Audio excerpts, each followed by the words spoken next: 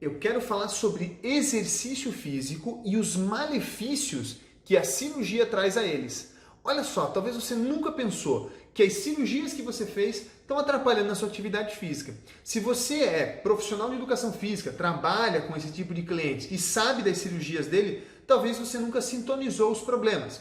Ou não, se você é da população em geral, que vai fazer exercício físico, começou uma musculação, uma academia e começou a apresentar algumas debilidades, talvez não saiba que as suas cirurgias são um problema.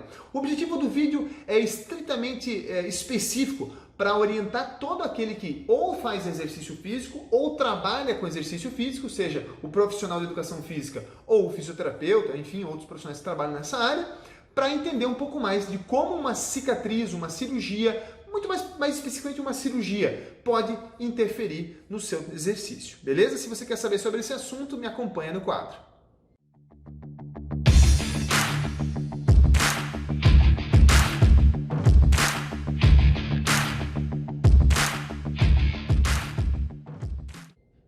Eu me chamo Murilo José Tambosi, sou fisioterapeuta, trabalho com várias técnicas e tratamentos. Se você não me acompanha aqui no canal do YouTube ou aqui no Instagram, depende de onde você está vendo, eu sugiro que você veja os vídeos que eu posto sobre dor, exercício, lesão e um pouco do meu tratamento.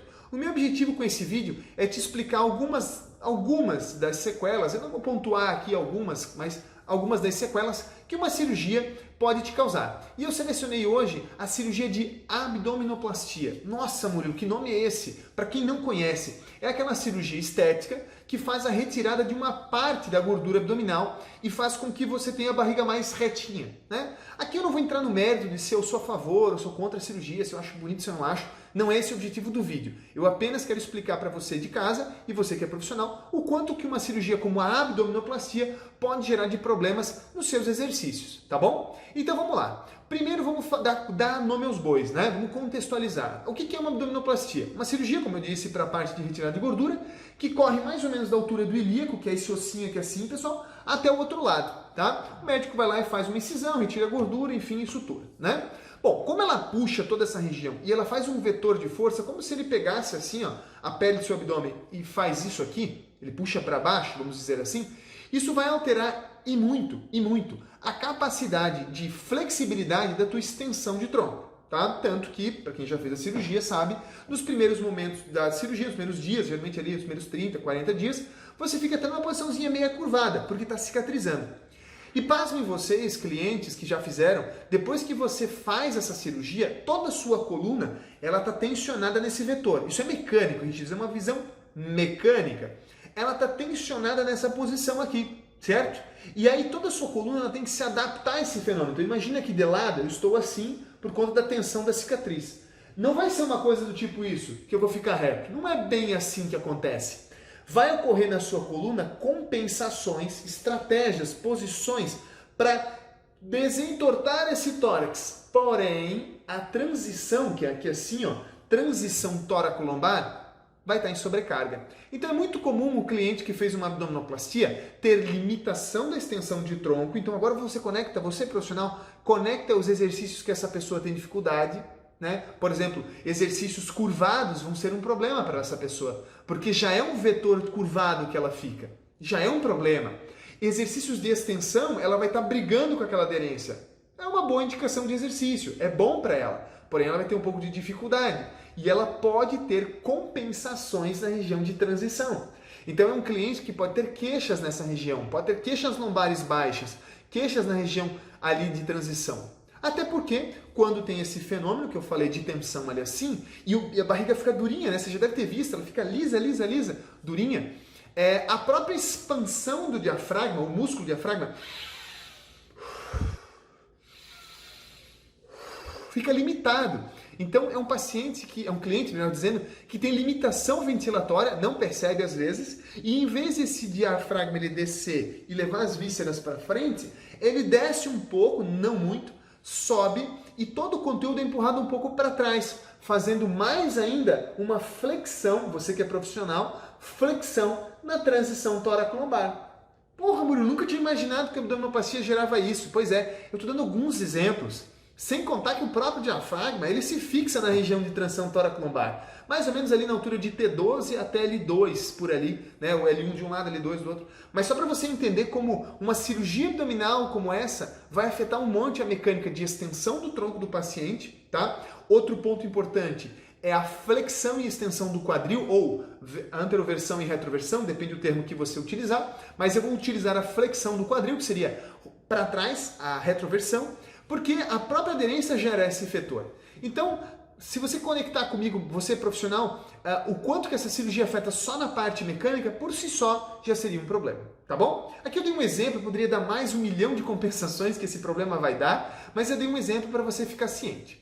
Outro ponto importante é a parte neurológica. Pensa comigo, essa cicatriz, essa aderência, ela está ligada a um nervo, certo? Essa aderência ali está ligada a alguns nervos. Na maioria das vezes, por ser uma cirurgia pélvica, ela está ligada aos nervos mais lombares baixos, L4, L5, S1, por ali. Então esse paciente, esse cliente, ele pode ter desde dores nessa região, como também excesso de movimento nessa região, por um fenômeno chamado inibição viscerogênica ou sensitização central. Existem vários termos. Essa inibição ela acontece quando um nervo está irritado, que pode ser por uma víscera, ou pode ser por uma cicatriz, ou pode ser por N coisas. Mas enfim, ele está irritado, né, nesse caso pela cicatriz, para deixar bem claro no vídeo, tá? Então essa cicatriz, não toda ela, geralmente uma parte dela, está irritando o nervo. E quando ela irrita o nervo, ela vai lá na coluna, aonde esse nervo sai, e começa a bombardear, a irritar a musculatura profunda,